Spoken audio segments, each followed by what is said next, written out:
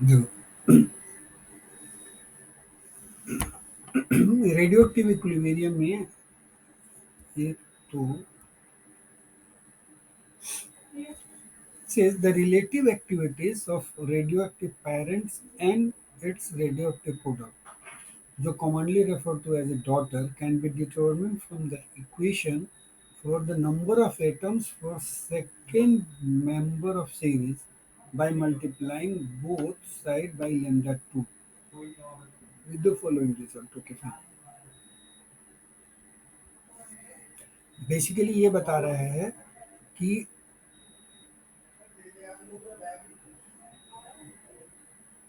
Parent और daughter की activity relative, मतलब डिवाइडेड बाई A2/A1, राइट। ये रिलेटिव एक्टिविटी जो है वो आप इस पर्टिकुलर इक्वेशन से आप कैलकुलेट कर सकते हो। एक जहाँ पे था कि A2 टी टाइम के बाद lambda two divided by lambda 2 minus lambda 1, और फिर initial activity A10 bracket e to the power minus lambda 1 t minus e to the power minus lambda 2 t, right. अब इस इक्वेशन को भी simplified करने के लिए हमने यूज करा था कि lambda 2 divided by lambda 2 minus lambda 1 को हमने रिप्लेस किससे किया था, T one divided by t 1 minus t 2। क्यों किया था? क्योंकि जनरली हमें हाफ लाइफ तो पता होता है, right? तो वैसे हाफ लाइफ से हम फिर डीके कांस्टेंट भी निकाल सकते हैं, लेकिन इजी हो जाएगा कि यदि मैं हाफ लाइफ के फॉर्म में इक्वेशन कन्वर्ट कर दूँ तो कैलकुलेशन इजी हो जाता है, क्योंकि जनरली हाफ लाइफ लोगों को याद रहता है। तो जब हाफ लाइफ में हमने कन्वर्ट किया तो हमारा फाइनल इक्वेशन ये बन गया था, A2t is equal to t 1 divided by t 1 minus t 2, और A10 e to the power minus lambda 1 minus e to the power minus lambda 2। ये बोला था कि ये इक्वेशन जो है आपको याद रखना है, पहली चीज़। और हमें कोई भी प्रॉब्लम सॉल्व करना, दो ही चीज़ हमारे पास एग्जाम में चाहे रियल लाइफ में इम्पोर्टेंट है। पहली चीज़ कि किस टाइम पे मैक्सिमम एक्टिविटी मिलेगी मुझे, कितने टाइम के बाद। यदि मान लो कि कोई भी एक एक जनरेटर है, राइट, और उस जनरेटर का पेरेंट का हाफ लाइफ पता है और डॉटर का हाफ लाइफ पता है, तो किस टाइम पे मुझे मैक्सिमम डॉटर की एक्टिविटी मिलेगी, राइट। तो डॉटर की मैक्सिमम एक्टिविटी निकालने के लिए कि किस टाइम पे मिलेगी, हम क्या करते हैं, इसी इक्वेशन को डिफरेंशिएट करते हैं विथ रेस्पेक्ट टू टाइम, और डिफरेंशिएट करके इक्वल टू जीरो कर देते हैं, और तब टी के लिए हम इक्वेशन सॉल्व करते हैं। तो टीएम मतलब टीएम एक सिंबल दे दिया कि time eight which maximum activity will be attend, और उसका हमने बताया फॉर्मूला क्या आएगा, ln lambda 2 divided by lambda 1 divided by lambda 2 minus lambda 1। तो हमें ये पता चल गया था कि time eight which the maximum activity will be obtained will be given by this formula. Okay, और इसको हमने फिर टाइम में कन्वर्ट कर दिया था। इसी को भी तुम यहाँ पर भी एक टाइम में कन्वर्ट करोगे तो वैसे ही करना पड़ेगा। इसको 0.693 डिवाइडेड बाई ऐसे करके आ जाएगा, राइट। और इसको जब मल्टीप्लाई करोगे, मतलब सारे को टाइम में कन्वर्ट कर दोगे, तो टीएम जो है वो मैक्सिमम टाइम पे कितना आएगा वो आपको पता चल जाएगा। या आप सिंपली लेमडा 2 और लेमडा 1 का मान निकालो, यहाँ पे सब्स्टिट्यूट करो, और तब आपको maximum activity at the time eight which maximum activity will occur वो आपको पता चल जाएगा। ओके, सो टेक्नीशियन के लिए यदि निकालना हो तो कितना होगा, वो वैल्यूज कैसे निकालोगे। यदि मान लो कि आपसे कोई पूछे कि टेक्नीशियन की एक्टिविटी मैक्सिमम एक्टिविटी कब मिलेगी मुझे, तो आपको क्या क्या इन्फॉर्मेशन चाहिए। सर मुझे पेरेंट का मतलब हाँ, हाँ, मतलब पहले तो टेक्नीशियन का ही हाफ लाइफ पता है मौलिक कितना है, 6, 6 आवर्स और उसका 66 आवर्स 66 आवर है। तो आप निकाल सकते हो कि कितना पे मैक्सिमम आएगा। कितना आएगा?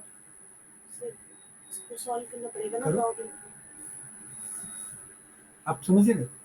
हाँ सर, इससे लैम्डा 2 वही सर T1 और T2 के उसमें T1 और T2 में भी करोगे तो नहीं भी करना हो तो आपके पास जीरो इतना तो पता है ना आपको। हाँ हाँ कोई बात नहीं, जाने दो, ये तो दूसरा पेज। हाँ ले लो, उधर रफ का है ना। ओके, इसमें ना एक मिनट देना, कितना है? ये जो है लेमडा 2 जो है वो हो जाएगा 0.693 डिवाइडेड बाई 6 आवर्स, राइट। और लेमडा 1 हो जाएगा 0.693 डिवाइडेड बाई 67 आवर, जो भी है 66 पॉइंट समथिंग लेना है तो बिल्कुल 77 में ले लो तब चलेगा ना। तो ln of 0.693 right divided by 6 into 67, और ये जो होगा 0.693 करेक्ट, ये बनेगा ना। और ये हो जाएगा तुम्हारा ये 0.693 डिवाइडेड बाई लेमडा 2, और ये बनेगा तुम्हारा लेमडा 1 है ना, ठीक है 0.693 डिवाइडेड बाई 67। ये लगभग ना 23 या 26 ऐसे करके आएगा, तो या आवर के आसपास, हाँ मतलब 23.69 ऐसे कुछ करके लगभग 24 आवर के आसपास आता है, समझ गए? तो ये ना एक बार प्रैक्टिस जरूर कर लेना, मतलब करके करना है। दूसरा, ऐसे अदरवाइज टाइम में कन्वर्ट किया तो ये इक्वेशन याद रखना है, यदि हाफ लाइफ आपको यूज नहीं करना है तो यदि हाफ लाइफ मतलब लेमडा यूज नहीं करना है तो क्या यूज करना है? सिर्फ हाफ लाइफ हाँ, तो 1.44 into T1 T2 divided by T1 minus T2 ln T1 by T2। यहाँ लेमडा 2 बाई लेमडा 1 था, सिर्फ उसी को रिप्लेस कर रहे हैं। ओके, सही है। ओके, तो आपको ये इक्वेशन याद रखो, चाहे वो याद रखो, जो भी, मतलब दोनों याद रखना है और थोड़ा बहुत प्रैक्टिस भी करना जरूरी है। अब देखो, the time of maximum activity occurs at the same time that the activity of parent and daughter are equal. इस केस में इस टाइप के यदि सर्कमस्टांसेस हैं, एक टाइप तो ऐसा आएगा कि पेरेंट और डॉटर की एक्टिविटी जब इक्वल होगी उसी समय पे जाकर के मैक्सिमम एक्टिविटी रीच होती है। ओके, कब? जब पेरेंट और डॉटर की एक्टिविटी इक्वल होगी वही मैक्सिमम, जिस टाइम पे इक्वल होगी वही जो होगा वो मैक्सिमम एक्टिविटी होगा, उसी टाइम पे मैक्सिमम भी रीच करेगा। और इस टाइप का जो इक्विलिब्रियम जो आता है उसको बोलते हैं सेक्युलर इक्विलिब्रियम। सेक्युलर इक्विलिब्रियम का आपका एग्जांपल क्या है? जर्मेनियम 68 और गैलियम 68 जनरेटर जो है वो उसका एग्जांपल है। और गैलियम जनरेटर जो है, जो जर्मेनियम, उसका जो जर्मेनियम 68 जो है वो किस चीज से प्रोड्यूस होता है? न्यूक्लियर रिएक्टर से, आपने फिजन से बताया। नहीं, जर्मेनियम 68 मोलिबिडनम, मोली जो है वो 99 जो है फ्यूजन प्रोडक्ट का लेते हैं। बनता दोनों से, दोनों ही रिएक्शन से बन सकता है मोली, लेकिन मोली जो फ्यूजन से जो आता है वो उसमें स्पेसिफिक एक्टिविटी बहुत अच्छी होती है, तो जनरली जो है फ्यूजन वाला प्रेफर करते हैं। अदरवाइज ये साइक्लोट्रॉन प्रोड्यूस्ड है, ये याद रखना। जर्मेनियम 68 साइक्लोट्रॉन प्रोड्यूस्ड है। शायद तुमने क्वेश्चन पूछा भी था या मेरे से ऐसा इशारा किया तो पूछा था कुछ ऐसा, मुझे ऐसा याद आ रहा है कि जब हम लोग डिस्कस करते थे। हाँ हाँ, तो जर्मेनियम 68 जो, हाँ हाँ ऐसे ही बोला था मैंने, जर्मेनियम 68 जो है वो साइक्लोट्रॉन प्रोड्यूस्ड है। ओके, और मोलिब्डेनम 99 जो है वो रिएक्टर का है फीचर। ये साइक्लोट्रॉन प्रोड्यूस है, ये इंडिया में ही हो रहा है जो जर्मेनियम जनरेटर में आता है? नहीं, कोई जरूरी नहीं इंडिया में हो, तो सर जर्मनी का है ना सर, IQ IBA, IBA कुछ है, और भी कई कंपनी है, ITS ITG ITG ITG। Okay, ठीक है, तो ये इसका एग्जांपल जो है वो ये है सेकुलर इक्विलिब्रियम का जो तुम लोग डेली यूज करते हो। Germanium 68 gallium 68। जर्मेनियम 68 का हाफ लाइफ कितना है? हाँ, और उसका गैलियम 68 का 68 मिनट्स अभी तो मेरा दिमाग घुमाया था इसमें, मतलब बोला 68 आवर कैसे बोल रहे हैं, 68 आवर्स तो बहुत हो गया। 68 मिनट। बाकी ये बोला as a general rule of thumb TM जो है time of maximum activity occurs in 7 to 10 half life for long lived parents and relatively short lived daughters. However ये बोल रहा है कि बेस्ट प्रैक्टिस है कि आप इसको कैलकुलेट करिए। वंस यदि आपने time of maximum activity calculate कर लिया तो फिर आप जो है आप उसी इक्वेशन में उस टाइम को फीड करेंगे तो आपको कितनी एक्टिविटी मिलेगी उस दिन वो आप कैलकुलेट कर सकते हैं। ओके, और हमने यही चीज़ बताया भी था कि सबसे पहले time of maximum activity calculate करना है, उसके बाद उसको उस टाइम को उस इक्वेशन में फीड करना है और फिर मैक्सिमम कितनी एक्टिविटी मिलेगी वो कैलकुलेट करना है। तो ये सिर्फ मेरा पढ़ाने से नहीं काम चलेगा। अब मुझे बताओ तुम लोग कैसे मैं श्योर करूं कि तुम लोग प्रैक्टिस कर रहे हो या नहीं कर रहे हो, या मैं यहाँ पे रुक करके करा ही दूँ एक एक न्यूमेरिकल प्रॉब्लम ताकि तुम लोगों को याद रहेगा। क्योंकि कोई पॉइंट नहीं है कि सिर्फ मैं बोलते रहूं और आगे बढ़ते जाऊं, तो शायद तुम सिर्फ सुन करके हो सकता है कि घर पे टाइम नहीं मिले देखने का करने का, तो बहुत ज़्यादा तुमको एडवांटेज तुम लोगों को नहीं मिलेगा। So how should we go about ऐसे भी कर सकते हैं कि हम डेली करके आए और आपको चेक करें। जो प्रॉब्लम है वो आप हाँ, जैसा भी कर लो तुम लोग, जैसे भी करो, मतलब बेसिकली मेरा आइडिया क्या है कि एक बार हाथ से बनाओ जरूर, सॉल्व जरूर करो, चाहे यहाँ करो चाहे घर पे करो, and it should be check assured that you have done it, otherwise फिर याद नहीं रहेगा। और मेरे लिए संभव नहीं है कि तुम आओगे तो चेक करूंगा या मैं फोर्स करूंगा, क्लास में तो फिर भी हो जाए, मतलब ये बात ध्यान रख लेना तुम लोग। हाँ, आपस में करेंगे, मुझे कैसे श्योर रहेगा? दिखाएंगे ना। अच्छा, ठीक है, आपको सब ओके, सही है, ओके। तो फिर ऐसे ही हमने एक जो एग्जाम्पल जो लिया था वैसे ही करा था पहले। सबसे पहले ये कैलकुलेट करा था कि किस टाइम पे मैक्सिमम एक्टिविटी होगी, और उसके बाद उस इक्वेशन में इस टाइम पे इस टाइम पे जा करके हमने जो भी एक्टिविटी कैलकुलेट करी थी कितनी आएगी वो हमने कैलकुलेट करी। कि मतलब 11.92 आवर्स के बाद कितनी एक्टिविटी मिलेगी मुझे। इसमें से कुछ डाउट है? कोई डाउट है? हाँ, राइट। तो देखो यहाँ पे यहाँ तो था क्या, हमने एक जनरल इक्वेशन जो था डेराइव किया था, ये कि ये जनरल इक्वेशन क्या था कि लेमडा 2 मतलब जो प्रोडक्ट जो होगा वो किस टाइम पे मैक्सिमम एक्टिविटी मिलेगी और कितनी मिलेगी उसके लिए इक्वेशन हमने डेराइव किया था। लेकिन यदि मान लो कि कोई रेडियो आइसोटोप, बताया था कि ये सर्कुलर इक्विलिब्रियम के लिए है ना, ये वाला ये सेक्युलर का है, हाँ, कर्व है, राइट। और इसमें अब दूसरा क्या है, जो सेकुलर इक्विलिब्रियम जो होगा तो वही इक्वेशन जो है वो मॉडिफाइड हो जाता है, राइट। अब दो केस जो बनता है वहीं से बनता है, जो जो इक्वेशन जो हमने डिराइव करा था n2 इज इक्वल टू ये, राइट, उसी को इक्वेशन को लेकर के आप सर्टेन एजम्पशंस करते हो। उस एजम्पशंस के बाद क्या बन जाता है, सेकुलर एक इक्वेशन मिलता है हमें सेकुलर इक्विलिब्रियम का, और दूसरा इक्वेशन मिलता है हमें ट्रांजिएंट इक्विलिब्रियम का। ओके, so it क्या बोल रहे, if the period of observation or calculation is such that the activity of parent radionuclides remains essentially unchanged, then the activity of product radioactive product commonly referred to as a radioactive daughter in the equation for second member of series is as follows। मतलब basically ये equation जो बन जा रहा है हमारा उस case में यदि लंबा है, मतलब इसका हाफ लाइफ बहुत ज़्यादा है, तो ये बनता है A zero 1 minus e to the power minus lambda 2t है, लेमडा 2t है ना, हाँ, ओके।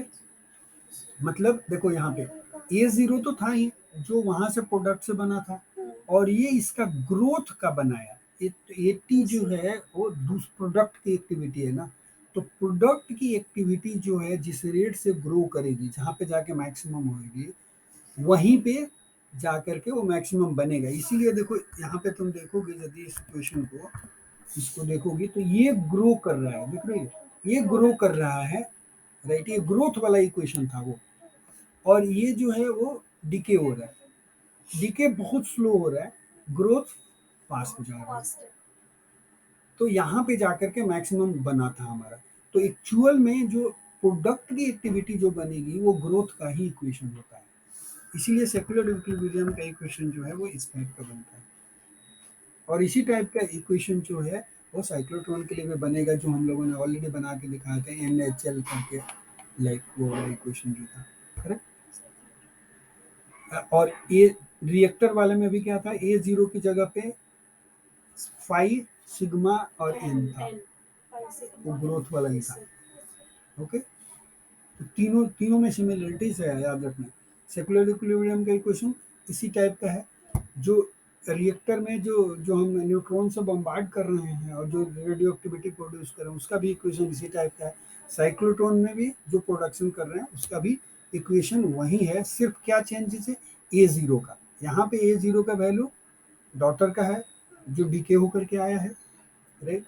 और उसमें क्या है कि n सिग्मा फाइव n है रिएक्टर के लिए, वहां पे NHL divided by capital M है, that is the only difference. बाकी ये सारे फैक्टर्स जो हैं वो रफली सेम है। हाँ पूछो। सर मतलब ये जो डॉटर बन रहा है, मतलब पेरेंट डिके कर रहा है तो डॉटर बनता है ना। तो ये आपने बताया था ना, जब 1 माइनस लग जाता है आगे तो वो तो डिके इक्वेशन हो जाता है। नहीं, डिके इक्वेशन तो तब होएगा जब सिर्फ माइनस लेमडा टर्म होगा, ये सिर्फ ये होगा टर्म। यदि 1 माइनस होगा तो ग्रोथ हो जाएगा, उल्टा हो जाएगा। क्योंकि देखो इसका ग्राफ जो है, इसका ग्राफ ऐसे आता है, हाँ डिके राइट, और 1 माइनस करोगी, ये 1 प्रोबेबिलिटी से 1 माइनस करोगी तो ये नीचे आ जाएगा, हाँ राइट, और हर पॉइंट पे माइनस करते जाओगे तो कर्व उल्टा हो जाता है। तो ये इक्वेशन, इस टाइप का इक्वेशन जो होगा वो हमेशा 1 माइनस इसी का एग्जैक्टली सिमेट्रिकल होता है, ये बनेगा, और इसका माइनस लैम्डा टी बनता है।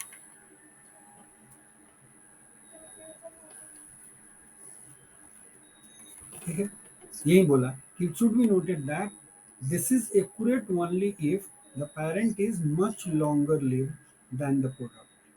When this condition is satisfied, the product activity will grow to a level that is essentially identical to the parent, as shown in जो ग्राफ में दिखाया था, and the activities of the parent and product show no appreciable change during many half-lives of the product. This condition is called secular equilibrium. मतलब क्या बोल रहे हैं, एक दूसरा भी लाइन क्या बोल रहे हैं, the activities of the parent and daughter so no appreciable change during many half lifes of the product.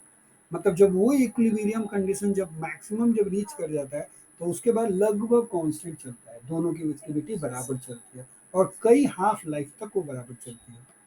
इसीलिए बोला उसको, ये इसको बोलते हैं, this condition is called secular equilibrium. ठीक है, ये वही वाला ग्राफ, इसके बाद ये चलता रहेगा।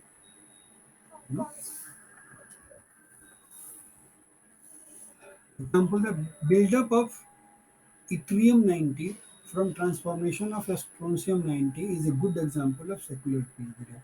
दूसरा एग्जाम्पल मिला आपको सेकुलर इक्विलिब्रियम का, yttrium 90 फ्रॉम जनरेटर strontium 90 से। Ingrowth of is an ingrowth of radon 222 from the transformation of radon 226। ये भी सेकुलर इक्विलिब्रियम में है। सो रेडियम 226, राइट, 3 हो गया, पता चल गया। In both instances the activities of product will increase until it is the same as that of the parent, that is it is in equilibrium with the parent। The activity of the product reaches a value of 99% of the parent activity after 6 to 7 half life। 6 से 7 half life में लगभग जो है वो 99% तक achieve हो जाता है। and is effectively in equilibrium with parents at this and subsequent times. ठीक है, वो तो बता ही दिया कि दोनों की एक्टिविटी बराबर ही हो गई तो इक्विलिब्रियम तो आ ही गया, मतलब जितना बन रहा है वो डिके हो रहा है, बहुत बराबर हो गया। Simplified equation for secular equilibrium is very convenient and easy to use, but it is necessary to ensure that conditions for its appropriate use are met.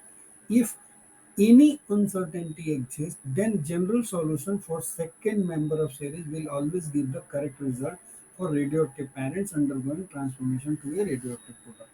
मतलब ये बोल रहा है कि जो हमने जो इक्वेशन जो डिराइव किया था वो इक्वेशन जो है वो हमेशा करेक्ट आंसर देगा, राइट। लेकिन यदि आपको सेक्युलर इक्विलिब्रियम का जो कंडीशन जो है यदि वो सेटिस्फाई होता है तो यहाँ पर a is equal to a t is equal to a zero one minus e to the power minus lambda t, वो भी करेक्ट देगा रिजल्ट, लेकिन वो करेक्ट तभी देगा जब सेक्युलर इक्विलिब्रियम का कंडीशन सेटिस्फाई होगा, means very long half life, parent की मच लॉन्गर देन हाँ 6 to 7 हाफ लाइफ का डिफरेंस होना चाहिए कम से कम 6 से 7 गुना ज़्यादा यदि पेरेंट्स का है या 7 to 10 हाफ लाइफ से ज़्यादा का डिफरेंस है पेरेंट और डॉटर में तो पक्का सेक्युलर इक्विलिब्रियम हो जाएगा।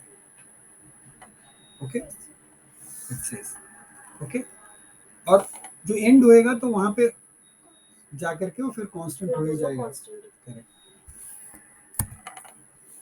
सो ये वाला इक्वेशन जो था वो सेक्युलर इक्विलिब्रियम का था, तो वही एक एग्जांपल लिया हमने कि स्ट्रोंशियम 90 है जिसका टी हाफ दिया है, is separated from a radioactive waste sample and measured as containing 2 microcurie of strontium 90। क्या किया, एक जनरेटर था, एक इसको इस सेपरेटेड स्ट्रोंशियम 90 जो है उसको सेपरेट किया एक रेडियो एक्टिव वेस्ट सैंपल से और मेजर किया तो उसकी एक्टिविटी कितनी थी, 2 माइक्रोक्यूरी थी, राइट।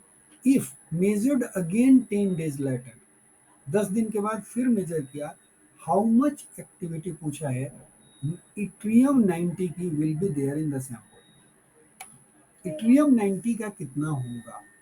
तो आपको इसको कैसे बनाओगे आप लोग पहले ये देखना पड़ेगा स्ट्रोंशियम 90 से जो मेरा जनरेटर जो है वो इट्रियम 90 का है, यही है, तो इट्रियम 90 वाला प्रोडक्ट चाहिए मुझे, तो 80 जो है वो इट्रियम का है, ये याद रखना, ये प्रोडक्ट क्या है ना, तो A0 जो होगा वो इसका होगा और 1 minus e to the power minus lambda t, equation तो मुझे यही यूज करना है, समझ गए। और 2 माइक्रोक्यूरी जो है वो A0 दिया हुआ है, ये उसमें से सैंपल में से निकाला था तो उसको कितना था, 2 माइक्रोक्यूरी था,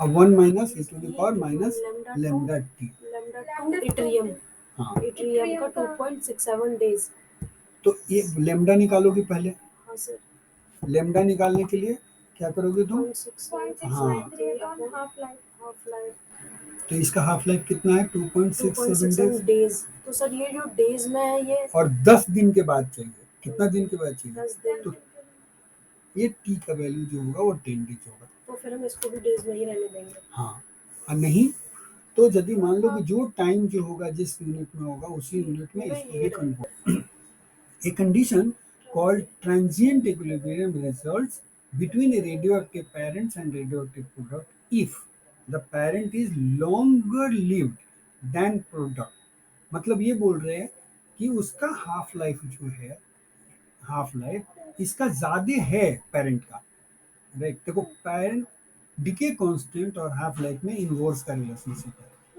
राइट। यदि हाफ लाइफ ज्यादा, यदि डिके कांस्टेंट कम है तो उसका मतलब हाफ लाइफ उसका ज्यादा है, राइट।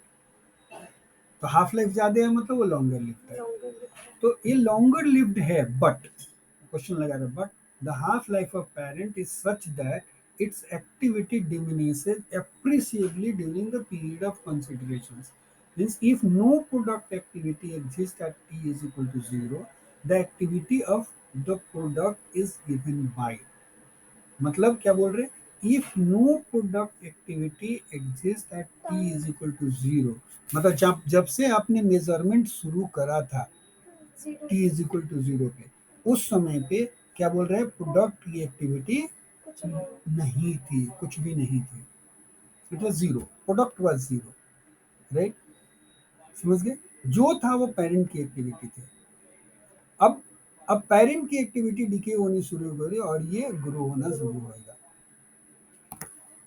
उस केस में इक्वेशंस के लिए क्या बोला उसने, T1 divided by T1 minus T2। अब ये एक फैक्टर यहाँ पे ऐड हो रहा है, राइट, देख रही हो, A0 ये रहेगा e to the power minus lambda 1 और माइनस लेमडा 2 रहेगा। अब इक्वेशन ट्रांजिएंट इक्विलिब्रियम के लिए ये इक्वेशन जो है वो मॉडिफाई हो रहा है। ये ऐसा इक्वेशन बना या ऐसे ही बना, ऐसा बना नहीं, मतलब यही इक्वेशन से, यही इक्वेशन एक्चुअली N2 का था, देखो ध्यान से, समझ गए, ये यही इक्वेशन था, राइट, याद आ रहा। हाँ,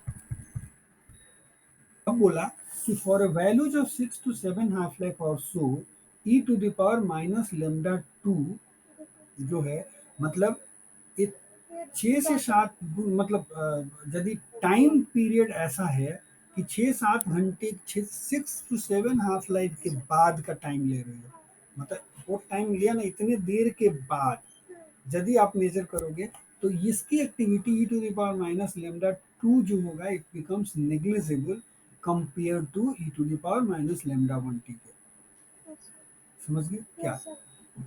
मतलब अगर 6 to 7 हाफ लाइफ्स के बाद अगर हम जब टाइम ले रहे हैं, हाँ, तो उसमें जो हमारी ये वो लैम्डा 2 की मतलब डॉटर की जो हमारी एक्टिविटी होगी वो हाँ, e to the power minus ये वाली वैल्यू, ये वैल्यू जो होगी वो वो नेग्लिजिबल negligible होगी होगी। Compare to e to the power minus lambda lambda 1 1 t t। के, ठीक है, ओके, राइट। तो ये बोल रहा है कि इसको हम फिर हटा सकते हैं, तो उस केस में क्या इक्वेशन बन जाएगा, जब मैं इसको ये e to the power minus lambda 2 की को यदि हटा देंगे, राइट, तो क्या बनेगा equation, T1 upon T1 minus T2 A1 E minus e to the power minus lambda 1 t। तो इसका मतलब क्या हुआ कि जो एक्टिविटी ऑफ डॉटर जो होगा